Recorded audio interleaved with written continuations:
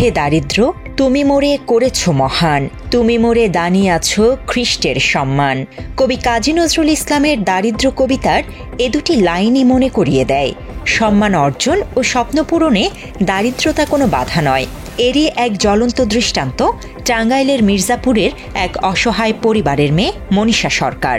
দারিদ্রতাকে হার মানিয়ে দৃঢ় ইচ্ছাশক্তির বলে এবারের এইচএসসি পরীক্ষায় মানবিক বিভাগে জিপিএ 5 পেয়ে বুঝিয়ে দিয়েছে সব প্রতিকূলতাকে কাটিয়ে সফলতা অর্জন সম্ভব। উপজেলার কোর্ট বহুরিয়া গ্রামের মেধাবী মনীষাকে প্রতিদিন 4 কিলোমিটার পথ হেঁটে সরকারি ভবানী প্রসাদ সাহা কলেজে যেতে হতো। বই কেনার টাকা না থাকার পাশাপাশি ছিল না প্রাইভেট পড়ার সুযোগও। তবুও হাল ছাড়েনি অদম্য মেয়েটি। ইউটিউবে ফ্রি ক্লাস দেখে প্রস্তুতি নিয়েছে পরীক্ষার। পর্যাপ্ত যে প্রাইভেট পড়াটা উচিত ছিল সেটা আমি পড়তে পারিনি। তো আমার স্কুলের কলেজের টিচার আমাকে সহযোগিতা করেছে। অনেক সময় বই কিনতে পারিনি, সময় পেরিয়ে গেছে, অনেক পরে কিনেছি অনেক সময়। আবার পুরাতন বই দিয়ে পড়াশোনা করেছি। তো আবার অনলাইনে অনেক ফ্রি ক্লাস থাকে, ওইগুলা করেছি। মনীষার জীবন সংগ্রাম শুরু হয় আরও আগেই। বাবা সেলুনের দোকানে কাজ করায় সংসারের আয় তেমন ছিল না, তাই যাতায়াত খরচ সহ পড়ালেখার পেছনে অর্থ ব্যয় করতে পারত না তার পরিবার। এসএসসিতে বিজ্ঞান বিভাগ থেকে 4.94 পেয়ে উত্তীর্ণ হয় মনীষা। কিন্তু জিপিএ 5 না পাওয়ার যন্ত্রণা ছিল তার। বাবা মায়ের অনুপ্রেরণায় আবারও ঘুরে দাঁড়ায় সে। তো আমার বাবা সেলুনে কাজ করে, তার পক্ষে আমার এবং আমার ছোট ভাই আছে ক্লাস 7-এ পড়ে। আবার পরিবারের সংসারের রোজগার চালানো সম্ভব হয় না, অনেক সময় হিমশিম খায়। তো এভাবে আমার বাবার খুব কষ্ট হয়। কিন্তু বাবা স্বপ্ন দেখে আমি অনেক বড় হব, আমিও স্বপ্ন দেখি বড় হব। তো অনেক সময় প্রতিবন্ধকতা আসে, কিন্তু বাবা মা বুঝতে দেয়নি আমাকে। আমি এই পর্যন্ত আসতে পেরেছি বাবা মার জন্য, তারা আমার জন্য অনেক কিছু করেছে। তার এই সফলতায় খুশি প্রতিবেশীরাও। ছোটবেলা থেকেই মনীষাকে শান্ত মেয়ে হিসেবেই জানে তারা। মনীষা অনেক ভালো ছাত্রী। ক্লাস 1 থেকে 5 পর্যন্ত রুল 1-এর ভিতরে থাকতো। তো ক্লাস 6-এর থেকে এসএসসি পর্যন্ত 1 থেকে 5-এর মধ্যে থাকতো রুল। ও অনেক ভালো পড়াশোনা করতো। আমরা এই দিক দিয়ে যখন যাইতাম ওকে পড়তে দেখতাম। ও খুব ভালো ছাত্রী। এই এইচএসসিতে যে রেজাল্ট করেছে আমাদের এলাকার জন্য অনেক ভালো। এক কথায় বলা যায় ওর মতো মেয়ে হয় না আর কি। অনেক কষ্ট করে ওর বাবাই কিন্তু ওরে পড়াইতেছে। ওর বাবার কিন্তু অনেক মনে করেন যে পরিমাণ ইনকামের দরকার তার মনে করেন কম একবারে ওর ইনকাম ওর বাপের।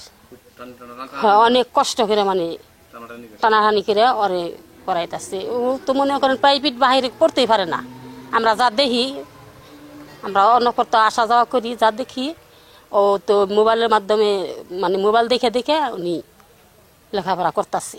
মেয়ের সাফল্যে খুশি হলেও তার ন্যূনতম চাহিদা মেটাতে না পারায় বাংলা এডিশনের ক্যামেরার সামনে অঝরে কেঁদে ফেললেন বাবা মা। মাত্র 30% টাকায় জমির মালিক হয়ে নতুন বাংলাদেশের গড়ে তোলার স্বপ্ন দেখা বাংলা বসতি। ও পরিশ্রম করেছে, দিনে রাত্রে সমানে পড়েছে, এবং কি কলেজে বাড়ি থেকে হেঁটে যেও লেখাপড়া করছে অনেক। কিন্তু ওর যে চাহিদা আমি আসলে দিতে পারি নাই বাবা ভাইয়া। এটা আসলে খুশির সংবাদই, কিন্তু আমার হিসাবে দুঃখের বিষয়। কেন আমি এগিয়ে পারবো না তো অনেক দূর। যে রেজাল্ট করেছে এটা খুশির কারণে, আনন্দের কারণে হয়তো আমার কান্না আসতেছে।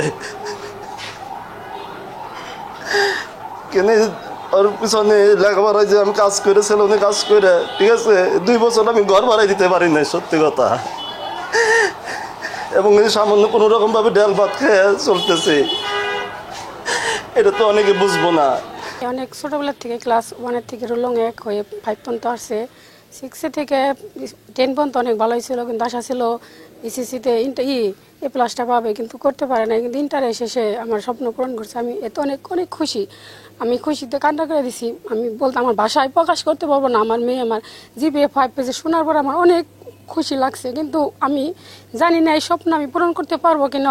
অনেক আশা, ও বিসিএস ক্যাডার হয়ে উপজেলা প্রশাসনের চাকরি করবে, কিন্তু ভগবান জানি না সেই আশাটুকু আমার পূরণ করতে দেবে কেন। আমার আর্থিক অবস্থা খুব নিম্ন। দারিদ্রতার বেড়াজালে অনিশ্চিত হয়ে আছে মনীষার আগামীর পথ চলা।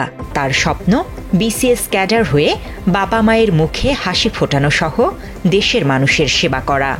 পাবলিক ইউনিভার্সিটির জন্য প্রস্তুতি নিচ্ছি, কিন্তু প্রস্তুতির জন্য যে কোচিং করা লাগে সেটা করার মতো আমার সামর্থ্য নেই, আমার বাবা মায়েরও। তো আমি দেখি কি হয় সামনে। আমার স্বপ্ন সামনে আমি বিসিএস এ প্রশাসন দেব, অনার্স করে বিসিএস এ পরীক্ষা দেব। বাংলা এডিশনের মাধ্যমে মনীষার স্বপ্ন আর ইচ্ছে পূরণের কথা জেনে তার পাশে থাকার আশ্বাস দেন উপজেলা নির্বাহী কর্মকর্তা। মানুষের অদম্য ইচ্ছা শক্তি থাকলেই যে কোনো বাধা বিপত্তি অতিক্রম করে সামনে এগিয়ে যাওয়া যায়, সেটার একটা উজ্জ্বল দৃষ্টান্ত হচ্ছে মনীষা সরকার, আমাদের কোট বহরিয়া গ্রামের অজিত চন্দ্র সরকারের মেয়ে। সে অনেক তাদের আর্থিক দৈন্যদশাকে মোকাবেলা করেও তার পড়াশোনাকে কন্টিনিউ করে গিয়েছে এবং জিপিএ 5 পেয়েছে।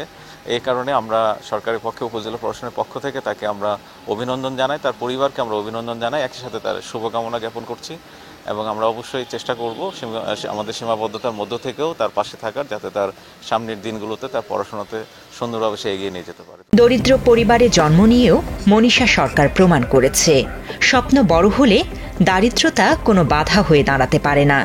তাই অদম্য মনীষা যেন সাফল্যের এক গল্পের প্রধান চরিত্র। Desk report, Bangla addition.